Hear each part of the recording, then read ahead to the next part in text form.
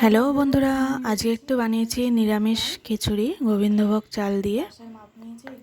তো দেখো, তোমাদের সাথে একটু শেয়ার করি। সবই যখন তোমাদের সাথে শেয়ার করি, রান্না বান্না, তো এটাও করি। এটা যে তোমরা সবাই জানোই, তো নতুন করে বলার কিছু নেই। তো যাক গে, একটু একটা ভিডিও তো করতে হবে, তো সেই জন্য একটু দেখিয়ে দিই। তো 1 গ্লাস ডাল নিয়েছি, তো গ্লাসের মাপ করেছি। ওই গ্লাসটা হচ্ছে 250। তো 250 ডাল, তার সাথে আমি চাল নিয়েছি তার থেকে কিছুটা কম। তোমরা তো জানোই ডালটা বেশি নিতে হয়, চালের থেকে ডালটা বেশি নিতে হয় পরিমাণে।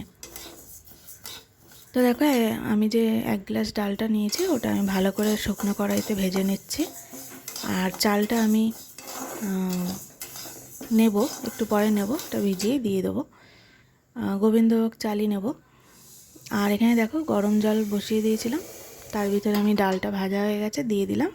এখানে নুন দিয়ে আর একটুখানি কাঁচা তেল দিয়ে ডালটা আমি একটা সিটি মেরে নেব। অর্ধেক অর্ধেক ফোটা হয়ে গেলে এবার আমি এখানে চালটা মেশাবো।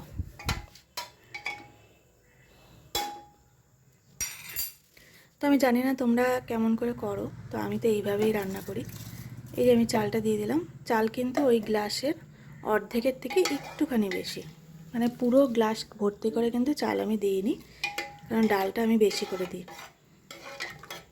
তো দেখো, চালটা ধুয়ে দিয়ে দিলাম। তো এবার আমি এদিকে ফোড়ন একসাথে দেবো, যা যা জিনিসপত্র দেবো খিচুড়িতে ওই সব আমি একসাথে দিয়ে দেবো। তো দেখো, ফোড়নটা রেডি করছি। কালো জিরে, সাদা জিরে আর কাঁচা লঙ্কা, শুকনো লঙ্কা এই দিয়ে আমি তেলের মধ্যে দিয়ে দিলাম ফোড়ন। তার সাথে দিয়েছি একটা দুটো তেজপাতা আর একটুখানি এলাচ দিয়েছি, ছোট এলাচ। আর আমি গাজর দেবো, ফুলকপি দেবো, আলু দেবো, এই সমস্ত কিছু দিয়ে একসাথে নাড়াচাড়া করে নিয়েছি নুন হলুদ দিয়ে। তো একটু ভাজা ভাজা করে নিচ্ছি। দেখো, সব কটা যা যা আছে দিয়ে তারপরে এগুলোকে সব আমি প্রেশার কুকারে দিয়ে দেবো। তো এখানে আমি নুন হলুদ দিয়ে দিয়েছি পরিমাণ মতো।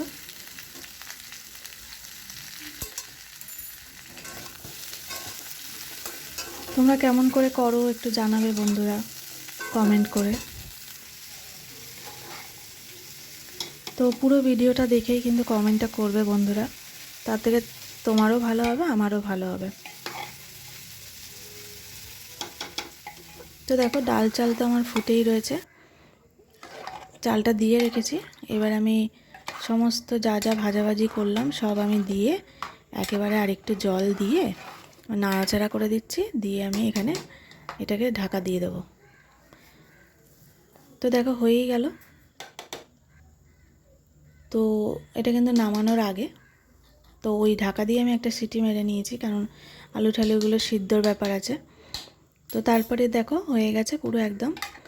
এবার আমি এখানে একটু চিনি আর একটু নুন দিয়েছি, একটু টেস্ট করে দেখলাম যে নুনটা কম হয়েছে, তো চিনি নুন দিয়ে একটু ঘি দিয়ে নামিয়ে দিয়েছি। তো ঘিটা আমি মোটামুটি 2 চামচ দিয়েছি। তো দেখো, ঘিটা দিয়ে নাড়ানাড়ি করে একটু নুন আর মিষ্টি দিয়েছি একটুখানি, দিয়ে একটু নাড়তে নেড়ে একটু চাপা দিয়ে রাখলাম আর কি। তো হয়ে গেছে, এই দেখো একদম রেডি।